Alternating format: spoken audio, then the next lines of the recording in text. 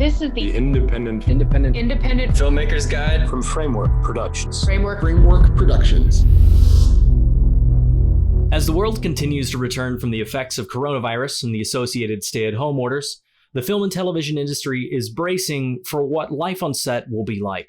Today I'm joined by two veterans of the industry to talk about what coming back looks like and what we should expect as we call action. With me today is the production technology specialist for the Cinematographers Guild, Michael Chambliss, and the former president of the International Cinematographers Guild, board member of the ASC, and still an active working cinematographer, Stephen Poster. So guys, thank you so much for taking the time to come on and talk to me today. I think everyone's very curious about what it's going to be like when we do get back to work.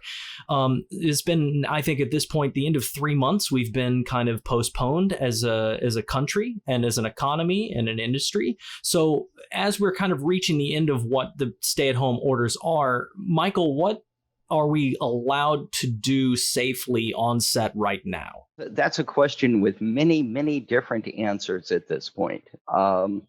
And it's been the focus of a very significant effort by all the guilds, the unions, and the studios. There's a couple layers to this.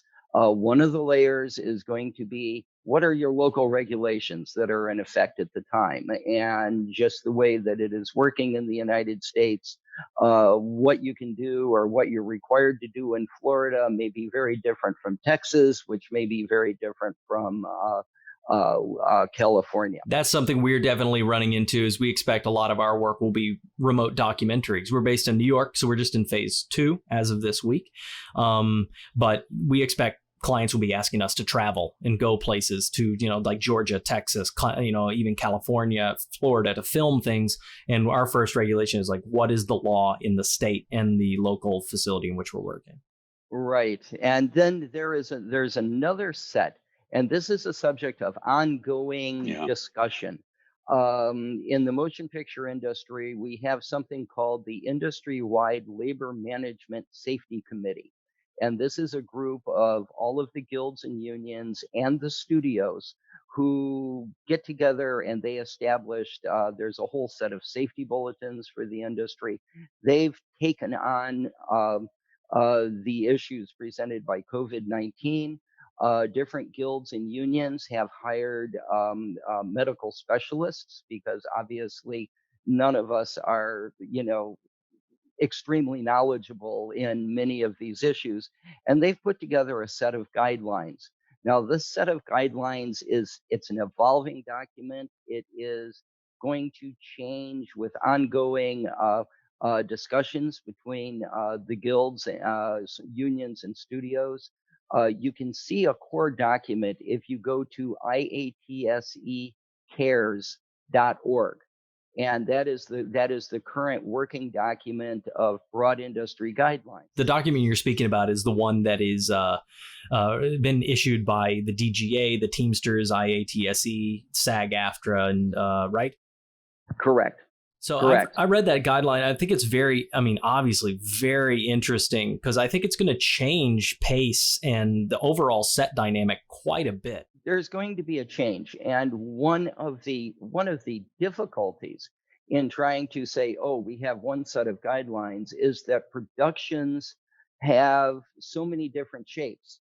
The demands for a 3-day commercial or an independent film are going to be significantly different from a television series that is going to be shooting for months, which is going to be very different from a large feature film, where different inefficiencies can be more accommodated because of the larger budget, and they're moving from country to country.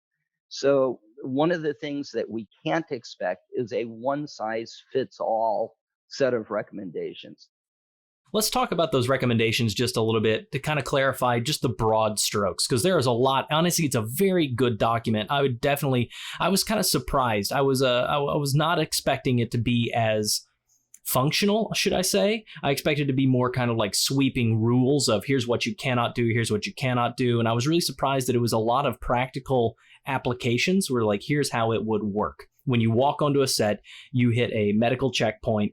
And that's kind of just top down. The biggest thing that I noticed was creating a new department in production and overall zoning out the different areas of work designation and who can be in what different areas, and the amount of testing required for them. This is trying to do production being conscious of COVID-19 issues is a matter of it's the flow of the people and the flow of the work. And how do you keep the real goal is to create working groups and try to minimize the contact between the groups while still maintaining an efficient production. And so that takes a lot of different shapes. As you said, it's some of it can be recommendations for testing for the crew before for cast crew, producers, for everyone before the production starts. How that testing is done, it's simply a recommendation. And it's a type of thing that productions at one scale may be able to have an on-set medic who is there doing the testing. Smaller independent productions may locate free resources where they're working, and recommend to the crew, let's go to LA County. Here's a couple different sites, and show us that you've had a test within the last X number of days. But it's a matter of testing, getting on set, thinking about how do you flow equipment and people on the set or off the set? What is your policy going to be for day players? Because part of the idea here too is to create a working unit and try to keep that working unit isolated. Try to keep it limit outside access so that you're not polluting your environment. Another real issue that exists is just basic education. And there are things like if you take a look at now this is a paid service, but they're called Easy LMS. They have a basic employee education program.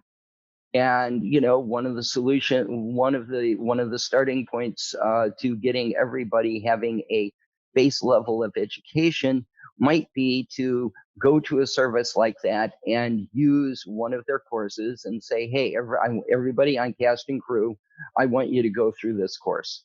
And that establishes a base level of education. It establishes a base level of sensitivity to the issues that happen with COVID-19, so that as the production is trying to guide people, trying to guide itself to safe practices, people are aware, they're sensitive to the need for this to actually be happening. We can't be cavalier about this. This is the thing. This is life and death, and the productions that and the companies that we know of are taking it very seriously, which is good for everybody in the long run, because it not only takes care of we hope COVID, but it also brings an awareness to safety and the need for safety and the need to work safe. We are dedicated filmmakers, and we get excited, and we want to do things, and we want to do them fast, and we want to do them efficiently. And sometimes in the past that led to less safety than should be evident on a set. Our sets are manufacturing companies that deal with heavy equipment, and we need to be aware that what we're doing is not a game. It's not a student project. It's a serious economic endeavor that also, fortunately, sometimes involves art. And the idea of safety has been at the forefront of our guild of Local 600 for a very, very long time. In fact, our safety committee and Michael have been involved in several very important safety guidelines that have come out through the industry, the safety committee, the industry safety committee, like free driving. If you go to ICG.com and look for safety, the issue safety, you will see some videos, especially the one about free driving, that is something that we have always done for years. I've done it. You sit in the front seat with a camera on your shoulder with the actor driving. This is Ruthie. Okay, there she is. She's come to join the conversation about safety.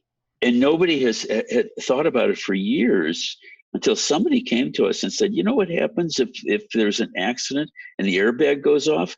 The camera becomes a missile. And we went out and we created very, very quickly one of these companies that does car crash filming for auto safety tests. We put a camera on a dummy and shot off the airbag 6 or 7 times and filmed it. And it's terrifying when you think about what could have happened with you sitting in that car with it. So these are the kinds of issues that we deal with very quickly, very efficiently. And now we're dealing with this pandemic. Honestly, I think the studio system and the big films will be able to handle returning probably more turnkey than potentially the independent world will. Because, and the reason I say that is because I feel like the resources in a facility are going to be more prepared. Like there are more hands and more eyes and more people. Not to say that isn't a risk in and of itself, but it is like I feel like there's going to be more structure and more oversight and more ability to achieve that. I think I'm curious to know, how will production look for the small or independent films, the not micro budget, but the ones kind of right in that $1 to $5 million range. People that are doing the 21-day independent film feature production with a 3 and 3 crew and 6 principals.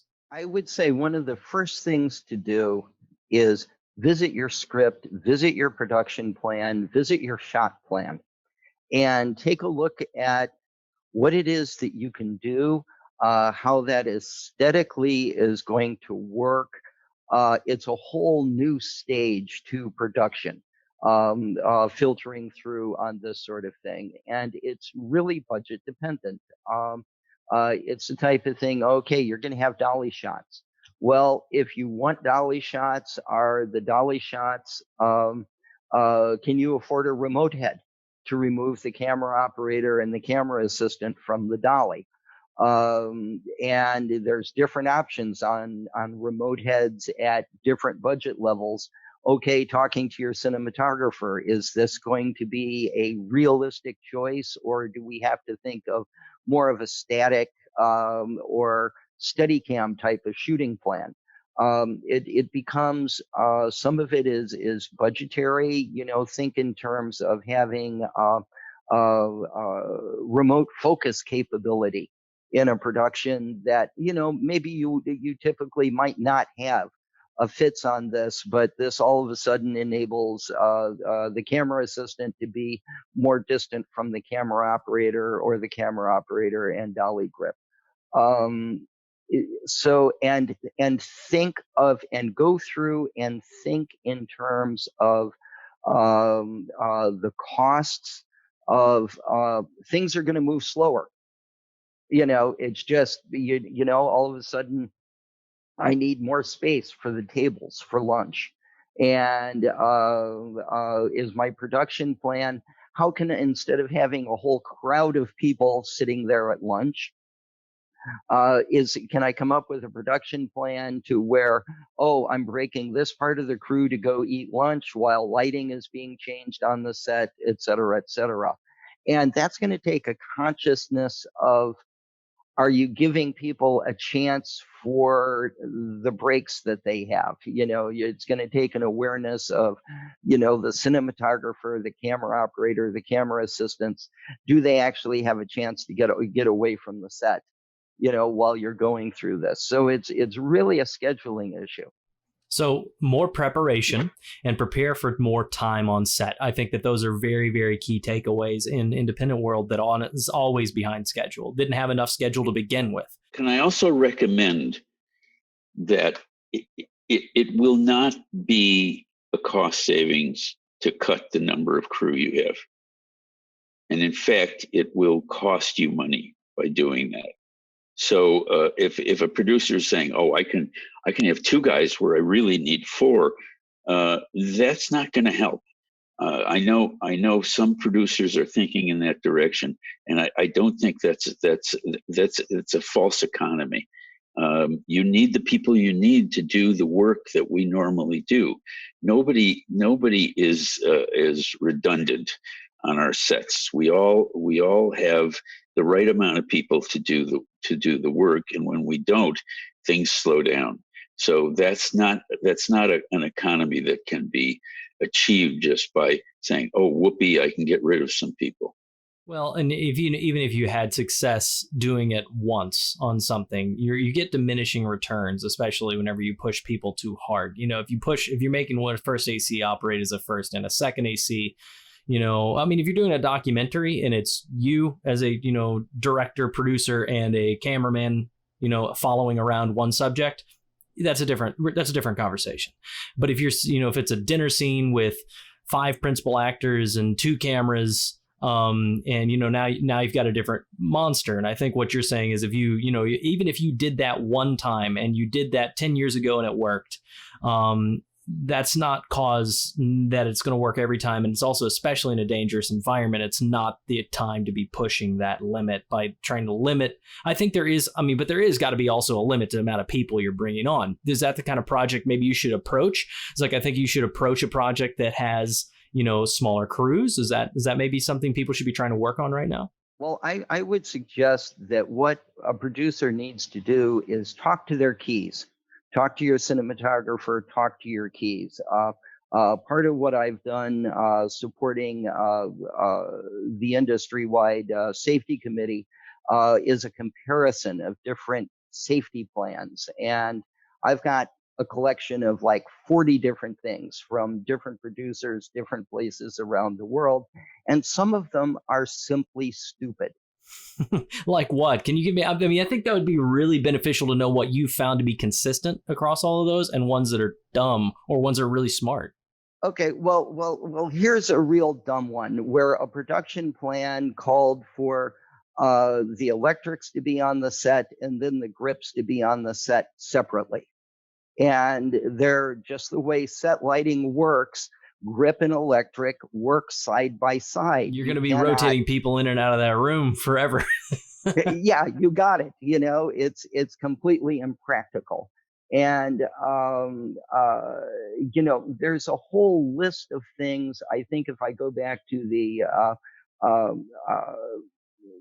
document that we talked about, right at the very beginning, the DGA, SAG, IATSE Teamsters document does a good job of going through all of the common concerns.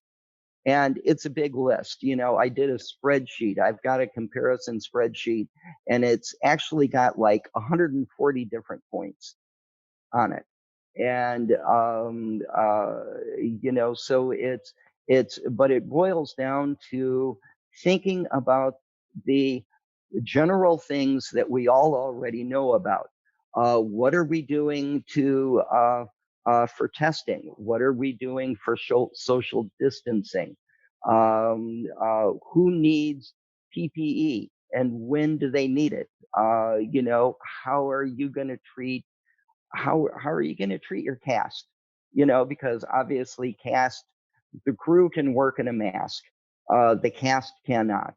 Part of it in working with your cast is making sure that your makeup department has adequate brushes. They have adequate ways of disinfecting brushes. They have separate sets of makeup for each person in the cast, so that you're not trying to cross utilize things. These are all on larger productions standard kind of practices, but on smaller productions they tend to get compromised. Yeah, absolutely. So, I mean, I think you hit on something very key right there to keep in mind is that the most vulnerable people during production, whenever it's going to be coming back, seems to me to be the cast, because they have very little control about where they can be in time and place. Especially when you're shooting, like they have to be on site until ready to go. Then they have to go here, walk here, touch this thing, kiss this person. And the more you can reduce the exposure to that person, because they also can't do that in a mask in most 99% of stories. They're not going to be wearing a mask and gloves. So I think how you can reduce their exposure and ways to risk them. So for instance, I would say that you probably should be done lighting and setting up your shots and be very clear in your pre-production about how you're going to stage someone, where you're going to put the camera and how you're going to light it, so that you can get that completed before they walk in. So you don't have to have a grip there moving a flag and then tweaking a light and this. And you don't need the ACs. You can use remote follow focuses and get them 10, 12 feet away, then allow the cast to come in to do their job. That kind of plan, and actually on the smaller productions, having a suitable number of stand-ins to come in and substitute for your cast, because part of protecting your cast is minimizing their time on the set. And one of the things that happens all the time in a independent production and a smaller production is keeping your cast around so that lighting and camera moves can be sculpted. Also, shooting outdoors, I think, obviously is safer. It's encouraged. Being indoors is one of the factors, I believe, that is a risk factor. So are there ways that, assuming now that you're having to take on stand-ins and a budget where you didn't have to, that's going to move more slowly than you expected, and is going to probably require more, just overall footprint than you normally would have in an independent film. Are there any just overall sweeping creative guides or goals or tips that you could kind of throw out here that you can think about, like, okay, well, I would maybe approach, it's a real tough thing to do, I know, but it's just like something like maybe if you're, shoot exteriors and maybe think more about shooting at this time of day and give yourself more room around this. I'm just, spitballing. Let's talk about virtual production. Because that's really starting to really take hold in a big time way. Look at Mandalorian, which was done, and Michael, you were out there and you saw the set, right? So do you want to talk about it a little bit? I think it's an important subject that I think we're going to see a lot more of lately. Virtual production is where you've got sensors in your shooting space, sensors on the camera, and via a game engine, you are coordinating your actors with a virtual environment. And there's a few different ways of doing this, but it's very powerful. One, you're licensing on. We did a test, and this is something that Stephen saw, and this was a 1900s turn of the century London street scene with the damp cobblestones and the storefronts, and as you move the camera around, perspectives change, this sort of reflections and right. Dampness change, yeah, right, and all of these things. And so I asked the people putting on the demo, so what does this environment cost? And they said, well, it licenses for about $800. And when I take a look at, when you think about constructing a set like that, I'm kind of like, my gosh, I can, on a producing point of view, I can barely set a kitchen table for $800, let alone do a whole exterior street scene. So one of the things to take a look at is virtual production techniques. Can that really help you? And that might also help you eliminate traveling. One of the things that an unscripted series is doing is, instead of moving to locations all across the country, they're sending a still photographer to be able to shoot environments and stills, and then use photogrammetric techniques, yeah, right, to knit these together into a digital environment. instead of having to move the entire cast and crew. Wow. I'm really blown away that $800 is what the licensing of that environment costs. That's way lower than I expected. Yeah. And there are a lot of free environments too you can find online and Game Engine. It's pretty amazing in that sense. That seems like a very big tool overall that I don't think is being utilized as much in the indie community. Because overall, when you say virtual environment, I'm immediately like, well, that's way, way out of my production budget range. Like just on philosophy of what I've seen. But hearing numbers like that starts making you think like, well, maybe this scene that needs to, it's a cold open in a foreign country. Maybe maybe with some clever art design, some clever wardrobe, and a little bit of virtual environment, you might be able to get something that you weren't going to be able to get before. Yeah, it's an entire topic, and the economics of it are surprisingly reasonable because these pieces can be reused. You want a elaborate orchid placed in your virtual environment. Well, you can go out and you can find all of these absolutely beautiful orchids that have been built in Blender. And license them, some of them for like $4, $5. Objects, yeah. Right, yeah. objects. You're not going to send somebody out to go get me a vase of orchids for $4. It's just not going to happen. So there's a whole, but this being reasonable technology, part of the reason that it's not real popular in indie world yet is that it's entirely new. These are developments within the last year or so. And it's something that both Unity and Unreal have been working very hard to make their game engines do well. And, they're having some very nice results with it.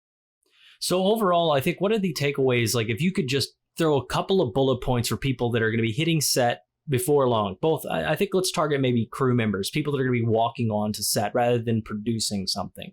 What can people do to keep themselves safe and identify questions they can ask before they get there, and things that they should be aware of that are within their power once they are there? I think that there's let's start at the beginning with scouting.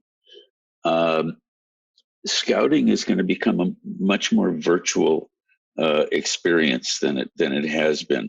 There are certainly methods where by using a LiDAR technology, you can create the 3D environment of a location, so people can decide what they're going to need to do to make that location work for the set.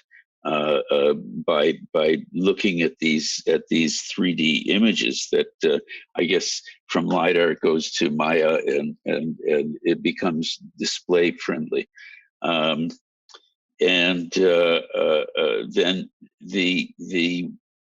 I still don't think that that's going to completely eliminate the idea of needing a scout, because you're going to have to physically, the people that are going to have to work there, like the grips and electricians, are going to. You can't always tell. Yeah, you can't always tell an electrician.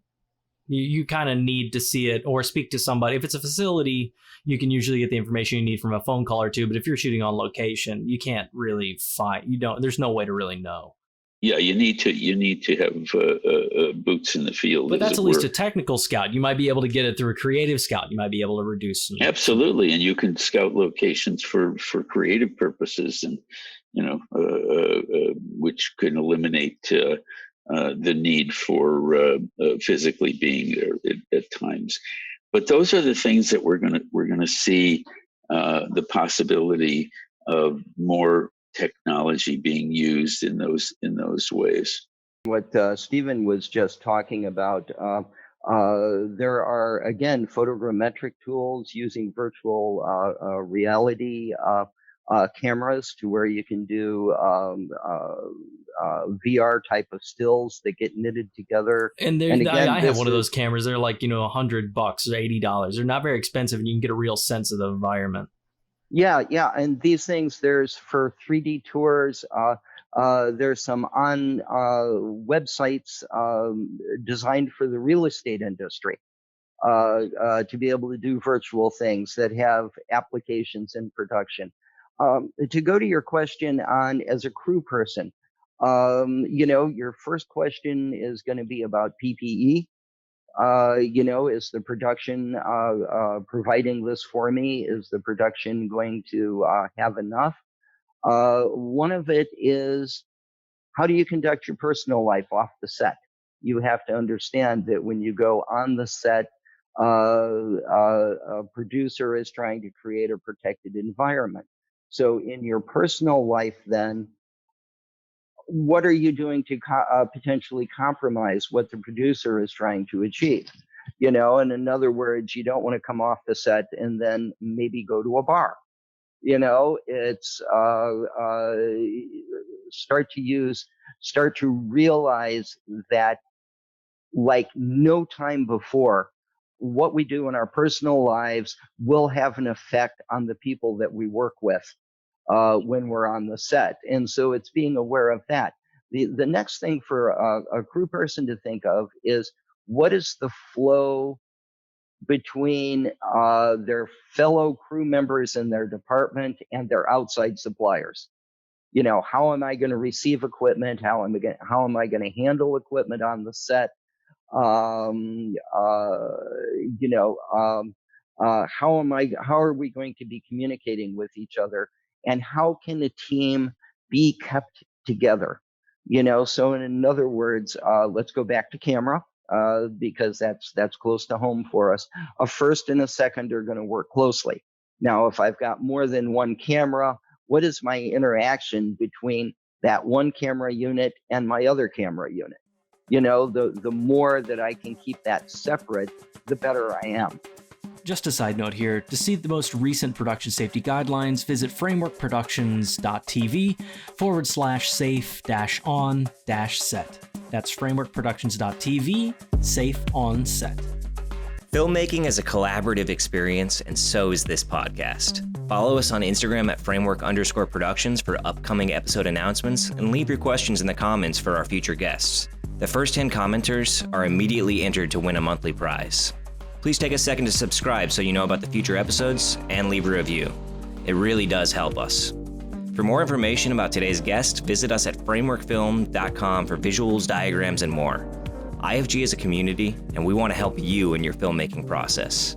Hi, I'm Trevor Fields, a member of IATSE Local 52 in New York City, and I'm reading the credits. IFG is created by Framework Productions and directed by James Allardyce. It's produced by Matt Mundy, edited by Audrey Ray McHale, and hosted by Steve Pierce. The music is by Glassboy. Find his music on freemusicarchive.org. Thanks for listening.